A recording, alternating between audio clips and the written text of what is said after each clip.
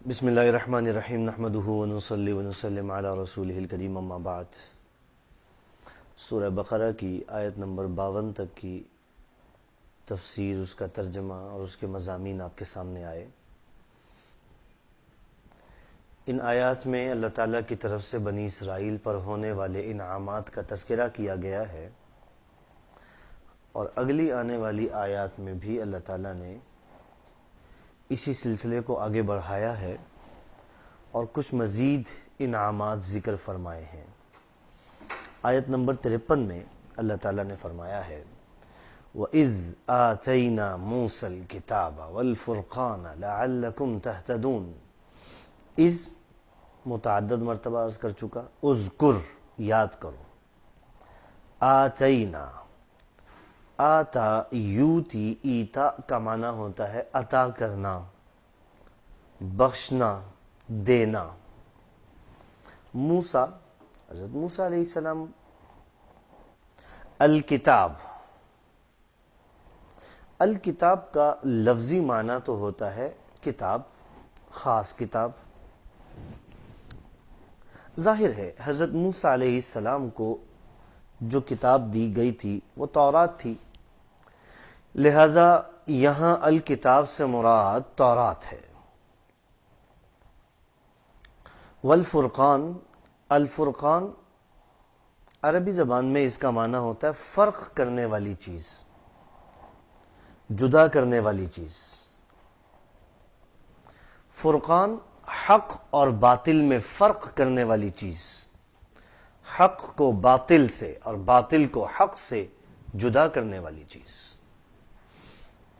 لعلکم، شاید، لعل تاکہ، شاید کا معنی ادا کرنے کے لیے آتا ہے۔ تہتدون، اہتدا یہتدی، اہتداء سے ہے، ہدایت حاصل کرنا، سیدھا راستہ پا لینا۔ اب آیت کا ترجمہ یہ ہو گیا وَإِذْ آتَيْنَا مُوسَى الْكِتَابَ وَالْفُرْقَانَ، اور اس وقت کو یاد کرو جب ہم نے موسیٰ کو کتاب اور فرقان عطا فرمایا۔ اس وقت کو یاد کرو جب ہم نے موسیٰ کو کتاب اور فرقان عطا فرمایا۔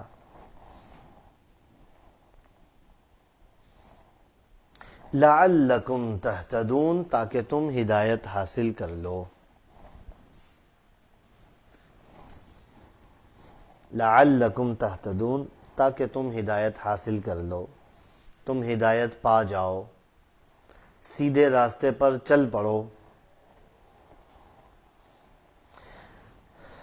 میں نے کل گزشتہ عرض کیا تھا، حضرت موسیٰ علیہ السلام کو اللہ تعالیٰ نے فرمایا کہ آپ کوہ طور پر تشریف لائیں، 1 ماہ قیام کریں، میری عبادت کریں، میں آپ کو تورات عطا کروں گا۔ اس میں زندگی گزارنے کا دستور، ضابطہ اور آئین درج ہوگا۔ آپ اور بنی اسرائیل کے تمام لوگ اس پر عمل کریں۔ حضرت موسیٰ علیہ السلام تشریف لے گئے، اپنے پیچھے اپنے بھائی حضرت ہارون علیہ السلام کو اپنا جان نشین نامزد کیا، بنی اسرائیل کو تاکید کر دی کہ تم ان کی اطاعت کرنا، اور انہیں اس بات کی تاکید کر دی کہ دیکھنا میرے پیچھے بنی اسرائیل میں تفریقہ پیدا نہ ہو جائے، ان میں آپس میں پھوٹ نہ پڑ جائے۔ وہاں پہنچے، پروردگار عالم نے خاص حکمت اور مصلحت کے تحت حضرت موسیٰ علیہ السلام سے 1 مہینے کے بعد اس میں مزید 10 دن کا اضافہ کر کے چلہ پورا کرنے کی ہدایت فرمائی۔ ادھر سامری نے یہ مشہور کر دیا کہ حضرت موسیٰ علیہ السلام جو ہے وہ یا تو فوت ہو گئے ہیں یا راستہ بھول گئے ہیں اور خدا کو تلاش کرنے کے لیے کہیں اور چلے گئے ہیں، یہ بچڑا تمہارا معبود ہے۔ اللہ تعالیٰ نے حضرت موسیٰ علیہ السلام کو اس ساری صورتحال سے آگاہ کر دیا۔ حق تعالیٰ نے حضرت موسیٰ علیہ السلام کو ایک لکھی ہوئی کتاب عطا فرمائی تھی تورات کی شکل میں۔ یہ کچھ تختیاں تھیں جن کے اوپر اللہ تعالیٰ کے احکامات لکھے ہوئے تھے۔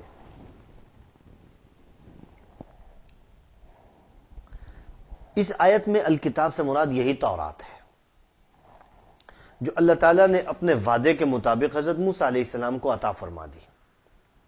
اس تورات میں زندگی گزارنے کا دستور بھی تھا، عدل و انصاف کے قوانین بھی تھے، حدود اور تعزیرات کا بیان بھی تھا، عبادت کا طریقہ، ماضی کی تاریخ، مستقبل کے احوال، ان تمام چیزوں کا اس میں تفصیل کے ساتھ ذکر تھا۔ دوسری چیز اللہ تعالیٰ نے فرمائی الکتاب کے ساتھ الفرقان۔ الفرقان سے کیا مراد ہے؟ اس میں مفسرین کی مختلف رائے ہیں۔ بعض مفسرین کی رائے یہ ہے کہ الفرقان سے مراد بھی تورات ہے اور الکتاب سے مراد بھی تورات ہے۔ الکتاب یہ اس کے اس وصف کی طرف اشارہ ہے کہ یہ ایک لکھی ہوئی کتاب اللہ نے عطا فرمائی حضرت موسیٰ علیہ السلام کو، اور الفرقان اس کے ایک دوسرے وصف کی طرف اشارہ ہے کہ وہ تورات اللہ نے جو حضرت موسیٰ علیہ السلام پر نازل فرمائی وہ حق اور باطل کے درمیان فرق کرنے والی چیز تھی،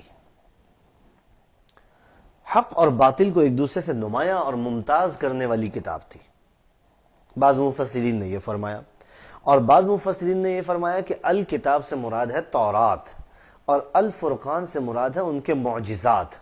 تو آیت کا معنی یہ ہو گیا کہ ہم نے موسیٰ کو تورات بھی عطا فرمائی اور ہم نے موسیٰ کو معجزات بھی عطا فرمائے، وہ معجزات جو جادو اور نبوت کے درمیان فرق کرنے والے تھے، ایسے معجزات عطا فرمائے جو حق اور باطل کے درمیان فرق کرنے والے تھے، ایسے معجزات ہم نے عطا فرمائے۔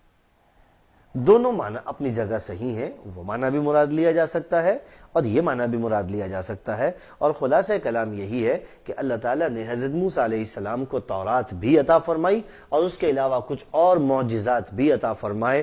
وہ معجزات حق اور باطل کے درمیان فرق کرنے والے تھے یا ان پر نازل ہونے والی کتاب حق اور باطل کے درمیان فرق کرنے والی تھی؟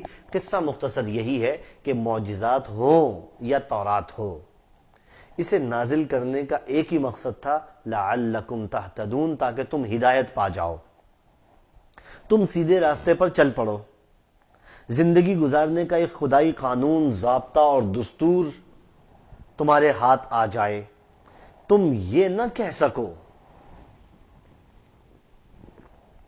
کہ اگر ہمارے پاس کوئی کتاب آئی ہوتی تو ہم اس پر عمل کر کے دکھا دیتے، ہمارے پاس تو کوئی لکھا ہوا دستور ہی نہیں تھا، ہمارے پاس تو کوئی آئین ہی نہیں تھا، اگر ہمارے پاس آئین ہوتا، دستور ہوتا، ہمارے پاس کچھ ضابطہ ہوتا زندگی گزارنے کا تو ہم اس پر عمل کر کے دکھا دیتے۔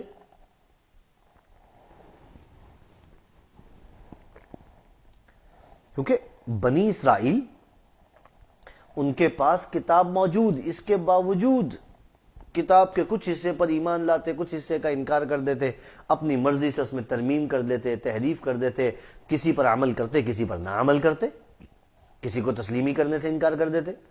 اب جیسے حضرت موسیٰ علیہ السلام جب یہ لکھی ہوئی تورات کی تختیاں لے کر آئے تو ان بنی اسرائیل کی ہر درمی کا آپ اندازہ لگا سکتے ہیں اس چیز سے کہ حضرت موسیٰ علیہ السلام نے فرمایا یہ میرے خدا نے تختیاں مجھ کو دی ہیں، یہ تورات اللہ نے مجھ پر نازل فرمائی ہے۔ تو بنی اسرائیل کے لوگ کہنے لگے ہو سکتا ہے آپ وہاں پہ بیٹھ کے 40 دن جو آپ وہاں پہ بیٹھے رہے، ہو سکتا ہے خود ہی اپنے پاس سے لکھتے رہے ہو بیٹھ کے، ہمیں کیا خبر کہ اللہ نے نازل فرمائی ہے، ہو سکتا ہے آپ نے خود لکھ لی ہو،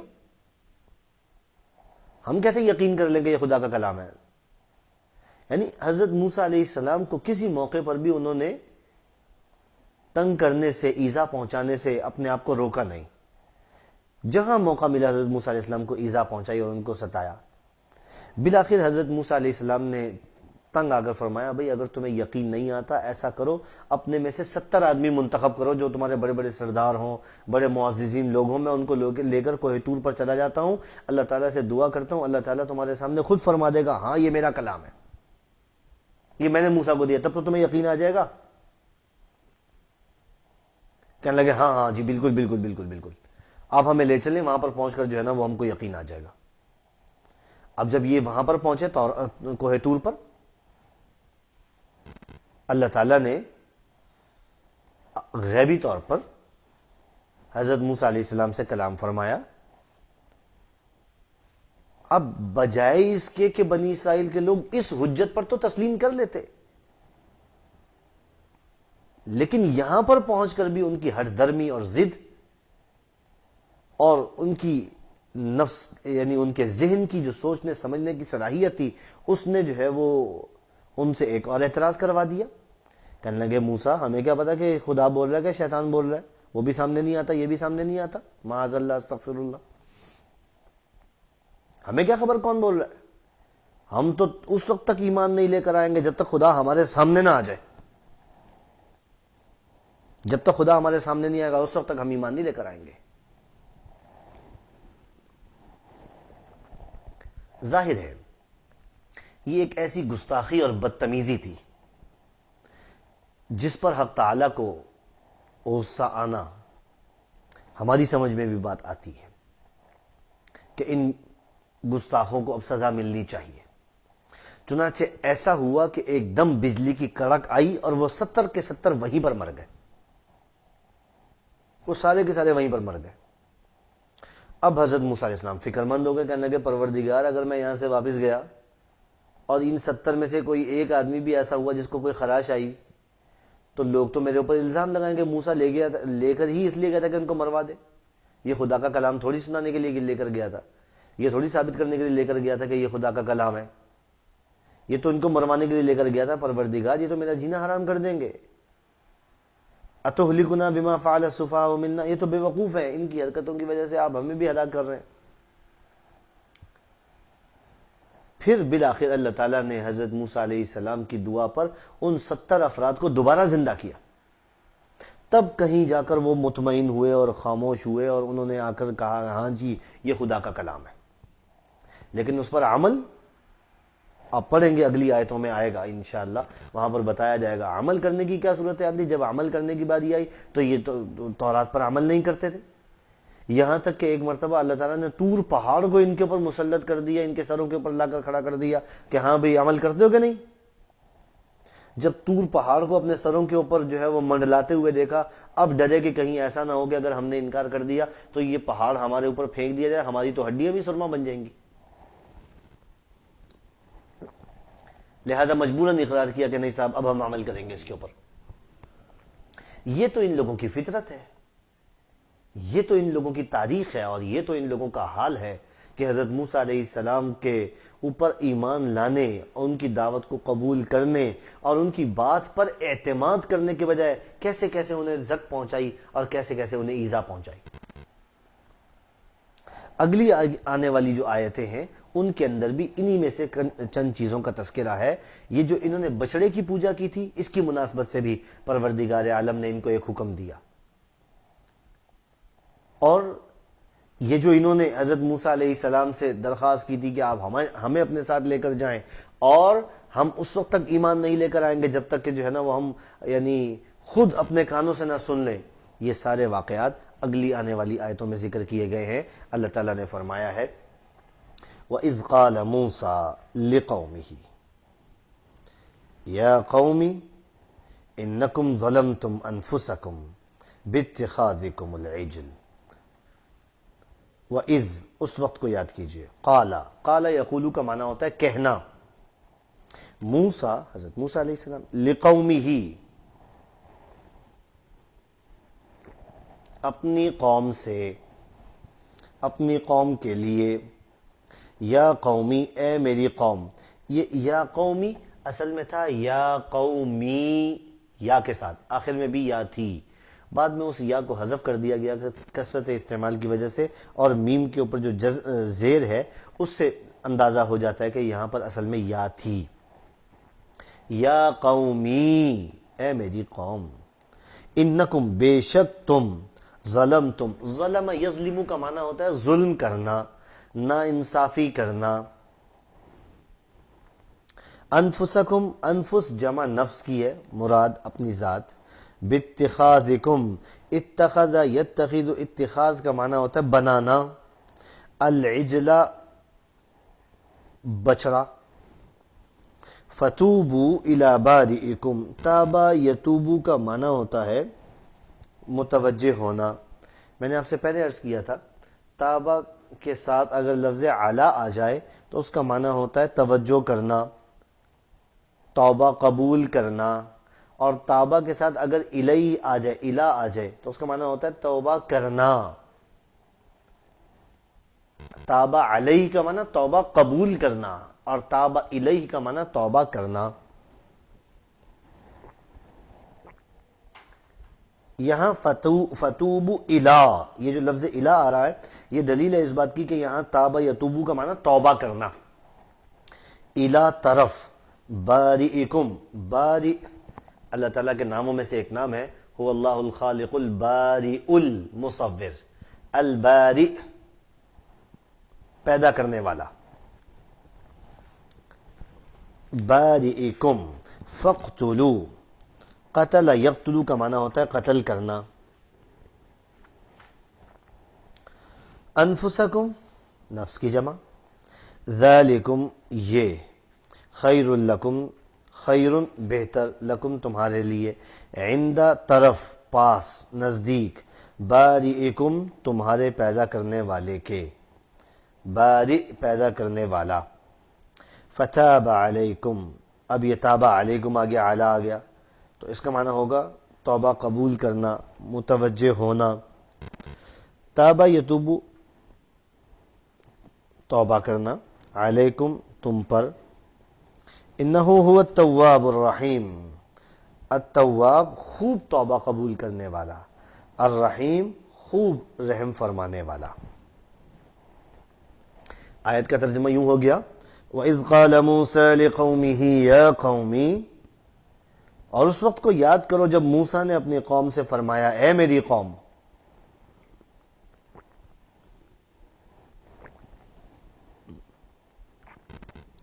اور اس وقت کو یاد کرو جب موسیٰ نے اپنی قوم سے فرمایا اے میری قوم، انکم ظلمتم انفسکم باتخاذکم العجل، بے شک تم نے بچڑے کو معبود بنا کر اپنی جانوں پر ظلم کیا ہے،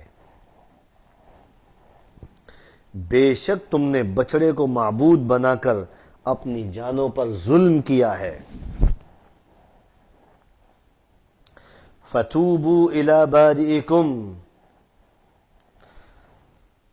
لہذا تم اپنے پیدا کرنے والے کی طرف توبہ کرو، رجوع کرو،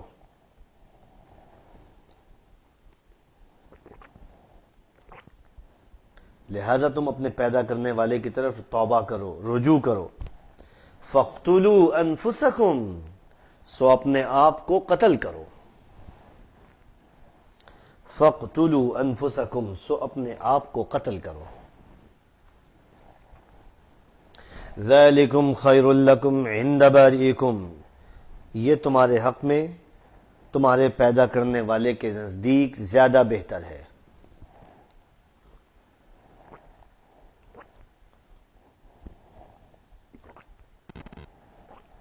یہ تمہارے حق میں تمہارے پیدا کرنے والے کے نزدیک زیادہ بہتر ہے، فتاب علیکم، پھر وہ تمہارے اوپر متوجہ ہوا،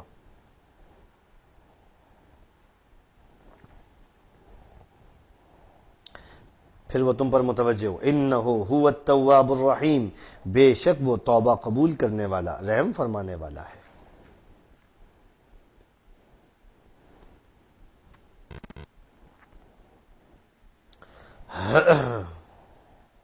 بے شک وہ توبہ قبول کرنے والا، رحم فرمانے والا ہے۔ یہ ایک اور انعام ہے جو اللہ تعالیٰ نے بنی اسرائیل پر فرمایا، ان کی نسل ختم ہونے سے اللہ تعالیٰ نے ان کو بچا لیا کہ ان کی نسل نہ ختم ہو جائے۔ حضرت موسیٰ علیہ السلام جب کوہ طور سے واپس تشریف لائے، معلوم تو ان کو ہو چکا تھا، اللہ تعالیٰ نے بتا دیا تھا کہ ان کے پیچھے قوم بچڑے کی پوجا کرنے میں مشغول ہو گئی ہے۔ حضرت موسیٰ علیہ السلام جب واپس تشریف لائے تو قوم سے خطاب کر کے فرمایا یہ تو تم نے بڑا ظلم کیا ہے، ایک بچڑے کو معبود بنا لیا، اس سے بڑا ظلم کیا ہوگا۔ یہاں سے ایک بات اور بھی سمجھ میں آ گئی کہ ظلم کا معنی صرف یہ نہیں ہے کہ انسان کسی کو تھپڑ مار دے، ظلم کا معنی یہ نہیں ہے کہ کسی انسان کے اوپر اس کی ہمت سے زیادہ بوجھ لاد دیا جائے، یہ بھی ظلم ہے، لیکن ظلم کا صحیح معنی کیا ہے؟ وضع الشیء فی غیر محلہ، کسی چیز کو اس کے مقام پر نہ رکھنا، اس کے مقام کے علاوہ کسی اور جگہ پر لے جا کر رکھ دینا، اس کو ظلم کہا جاتا ہے۔ ٹوپی کا مقام سر ہے، اگر کوئی آدمی ٹوپی کو اٹھا کر اپنے پاؤں میں رکھ دے اور پاؤں کی جوتی کو اٹھا کر سر کے بالوں پہ رکھ دے تو ظاہر ہے اس نے ظلم کیا، کیونکہ ٹوپی کو اس مقصد کے لیے نہیں بنایا گیا کہ اسے پاؤں کے نیچے روندا جائے. اس کا مقصد تو یہ کہ اسے سر کے اوپر تاج کی طرح سجایا جائے. یہ ظلم ہے. اب یہ جو اللہ تعالیٰ نے فرمایا تم نے اپنی جانوں پر ظلم کیا، بچڑے کو معبود بنایا، تو کسی چیز کو اس کے غیر محل میں رکھ دیا نا. معبود بننے کے قابل تو صرف حق تعالیٰ ہے.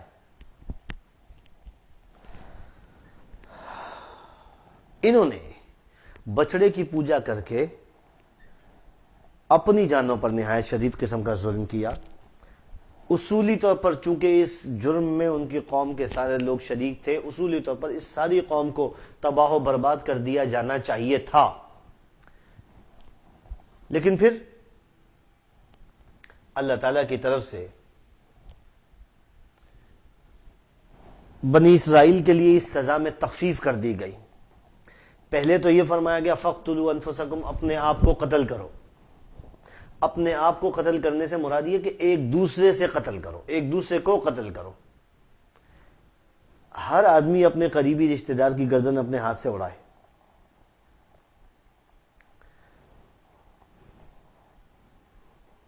ایک پھر حضرت موسیٰ علیہ السلام نے جب یہ حکم نازل فرمایا تو مفسرین نے لکھا ہے کہ بنی اسرائیل کے لوگوں نے ایک دوسرے کو قتل کرنا شروع کیا، یہاں تک کہ ایک دن میں، صرف ایک دن میں 3000 یہودی قتل ہو گئے. بعض مفسرین یہ بھی کہتے ہیں فَاقْتُلُوا أَنفُسَكُمْ سے مراد یہ ہے کہ خود اپنے آپ کو قتل کرو، اور بعض مفسرین کہتے ہیں کہ ایک دوسرے کو قتل کرو. جو بھی مراد ہو، دونوں مرادیں اپنی جگہ صحیح ہیں، لیکن مفسرین کی یہ بڑی واضح رائے ہے کہ ایک دن میں بنی اسرائیل کے 3000 آدمی مقتول ہوئے. پھر اللہ تعالیٰ نے ان پر نظر کرم فرمائی، پھر اللہ تعالیٰ نے ان کی اس سزا کو کم کر دیا، اور جو باقی بنی اسرائیل بچ گئے تھے اللہ تعالیٰ نے ان سے اس سزا کو ساقط کر دیا، ختم کر دیا، اور فرمایا چلو بس کافی ہے، اتنا کافی ہے. حالانکہ ہونا یہ چاہیے تھا کہ پوری کی پوری قوم کو جڑ سے اکھیڑ کر پھینک دیا جاتا. جنہوں نے اس قدر شدید گستاخیاں اور نافرمانیاں کی، اللہ تعالیٰ کے انعامات کو انہوں نے فراموش کیا. ہونا یہ چاہیے تھا کہ ان کی جڑ مٹا دی جاتی، لیکن پروردگار عالم نے پھر ان پر مہربانی فرمائی، پھر ان پر احسان فرمایا اور ان کی نسل کو باقی رکھ لیا. یہ اس احسان کو یاد کر لیتے اور نبی علیہ السلام پر ایمان لے آتے اور اللہ کی مرضی کے مطابق زندگی گزار لیتے تو چلو احسان شناسی کا حق ادا ہو جاتا. لیکن نہیں، ایسا نہیں ہو سکا. پھر اس سے آگے کیا ہوا؟ وَإِذْ قُلْتُمْ يَا مُوسَىٰ، یہ وہی 2 آیتیں ہیں جن کا میں نے بھی آپ سے تذکرہ کیا کہ بنی اسرائیل کے لوگوں نے تو یہ ماننے سے انکار کر دیا کہ یہ خدا کا کلام ہے. کہنے لگے کہ صاحب پہلے تو ہمیں اپنے خدا کی زیارت تو کروائیں نا، ذرا پتہ تو چلے کہ آپ کا رب ہے کون، کیسا ہے. اگلی 2 آیتوں کے اندر اسی واقعے کا تذکرہ جس کی طرف میں نے آپ کو اشارہ کیا. وَإِذْ قُلْتُمْ يَا مُوسَىٰ لَن نُّؤْمِنَ لَكَ حَتَّىٰ نَرَى اللَّهَ جَهْرًا. قُلْتُمْ قَالَ يَقُولُ سے کہنا، یا موسیٰ، یا حرف ندا پکارنے کے لیے، اے موسیٰ. لن نؤمنا، حرف لن فعل مضارع پر جب داخل ہوتا ہے تو نفی کے اندر تاکید پیدا کر دیتا ہے. لن نؤمنا، ہم ہرگز ایمان نہیں لائیں گے،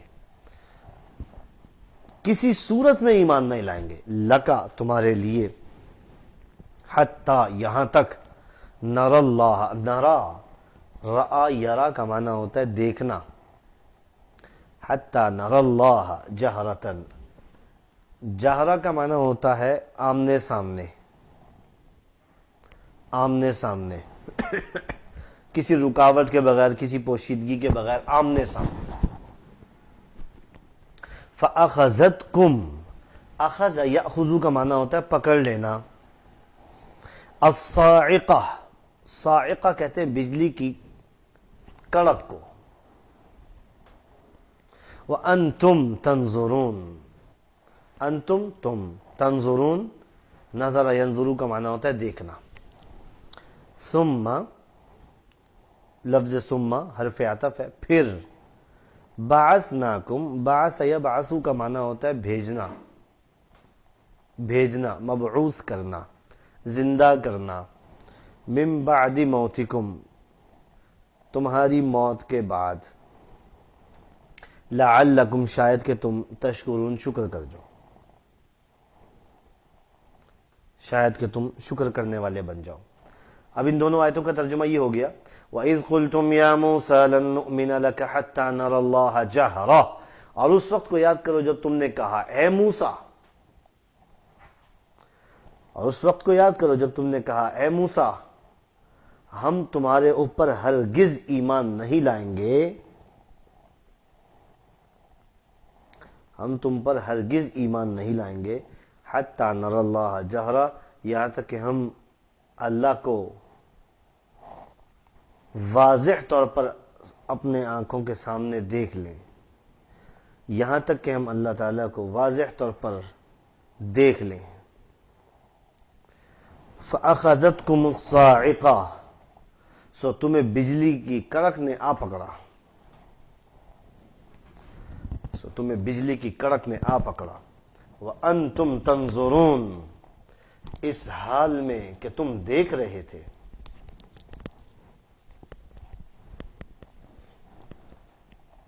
اس حال میں کہ تم دیکھ رہے تھے.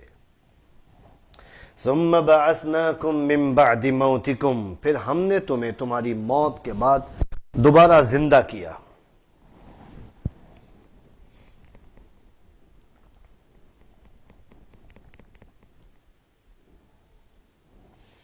پھر ہم نے تمہیں تمہارے مرنے کے بعد، تمہاری موت کے بعد، تمہارے مرنے کے بعد دوبارہ زندہ کیا، دوبارہ اٹھایا.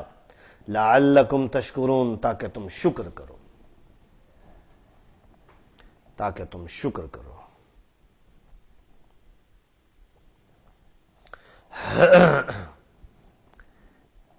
ان دونوں آیتوں میں اسی چیز کی طرف اشارہ ہے جو میں نے پہلے آپ سے عرض کی کہ بنی اسرائیل کے لوگوں نے یہ تسلیم کرنے سے انکار کر دیا کہ یہ تو تورات کی تختیاں لکھی ہوئی آپ لے کر آئے، یہ خدا کا کلام ہے. آپ نے اپنے پاس سے بیٹھ کے گھڑ لیا اور گھڑ کے لکھ کے لے آئے اور لا کر کہتے ہیں کہ صاحب یہ خدا کا کلام ہے. ہم نہیں مانتے، ہم تو اسی وقت مانیں گے جب خدا ہم سے ہمارے سامنے آ کر کہے گا کہ ہاں یہ میرا کلام ہے، تب ہم آپ کے اوپر ایمان لے کر آئیں گے.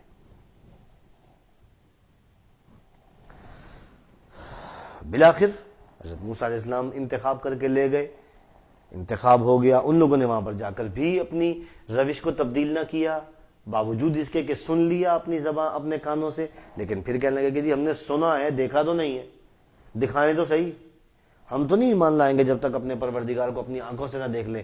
بجلی کی کڑک آئی اور اس نے ان سب کو جلا کر راکھ کر دیا. اور پھر اس کے بعد حضرت موسیٰ علیہ السلام کی دعا کے اوپر پروردگار عالم نے ان کو دوبارہ زندگی عطا فرمائی. یہ دوبارہ زندگی عطا فرمانا دو وجہ سے تھا.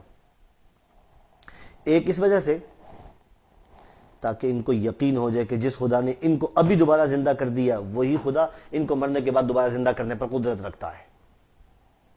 جس خدا کے لیے ابھی دوبارہ پیدا کرنا، دوبارہ زندہ کرنا کچھ مشکل نہیں ہے، اس خدا کے لیے مرنے کے بعد دوبارہ زندہ ہونے کو اور قیامت کے نظام کو قائم کرنا بھی کچھ مشکل نہیں ہے. کیونکہ تمام لوگ ایک جان کی طرح ہیں، ایک کو مارنا سب کو مارنا ایک برابر ہے. ما خلقکم ولا بعثکم الا کنفس واحدہ، تمہیں پیدا کرنا، تمہیں دوبارہ زندہ کرنا، یہ تو ایک جان کی طرح ہے. جیسے ایک یعنی ساری انسانیت اور ایک آدمی، ساری انسانیت کو پیدا کرنا اللہ کے لیے اتنا ہی آسان ہے جیسے ایک انسان کو پیدا کرنا آسان ہے. ساری انسانیت کو زندگی عطا فرمانا ایسے ہی ہے جیسے ایک انسان کو زندگی دے دی. اللہ کے لیے تو کچھ مشکل نہیں ہے. تو اللہ تعالیٰ نے اس بات کی طرف ان کو اشارہ کر دیا کہ دیکھو جس خدا نے تم کو اس دنیا میں مرنے کے بعد دوبارہ زندگی کا مزہ چکھایا ہے، وہی خدا تم کو مرنے کے بعد قیامت میں دوبارہ زندگی کا مزہ چکھائے گا اور تم دوبارہ زندگی حاصل کرو گے. اور پھر وہ جو زندگی ہوگی اس زندگی کے اوپر کبھی فنا نہیں آئے گی۔ اللہ تعالیٰ نے بنی اسرائیل کے لوگوں کو ایک تو یہ سمجھایا، اور دوسرا اللہ تعالیٰ نے یہ بھی سمجھایا کہ تم میری تجلی ظاہر کرنا چاہتے ہو، مجھے دیکھنا چاہتے ہو، مجھے تو موسیٰ دیکھ کر جو ہے وہ اپنے ہوش و حواس پر قابو نہیں رکھ سکے، میں نے ایک معمولی تجلی ظاہر کی پہاڑ کے اوپر تو موسیٰ جو ہے وہ بے ہوش ہو کر گر پڑے تھے۔ تم کہاں سے برداشت کر لو گے؟ تمہارے اندر اتنی ہمت اور تمہارے اندر اتنی طاقت ہے، تمہارے اندر اتنی صلاحیت ہے، ایک ایسی چیز کا مطالبہ کرتے ہو جس کے تم قابل نہیں ہو، ایک ایسی چیز کی تمنا کرتے ہو جس کا اللہ تعالیٰ نے تمہارے لیے فیصلہ نہیں فرمایا ہے۔ اس لیے اللہ تعالیٰ نے یہ ان لوگوں کو سزا دے کر اور اس کے بعد دوبارہ زندہ کر کے اللہ تعالیٰ نے ان کو یہ پیغام منتقل فرمایا کہ دیکھنا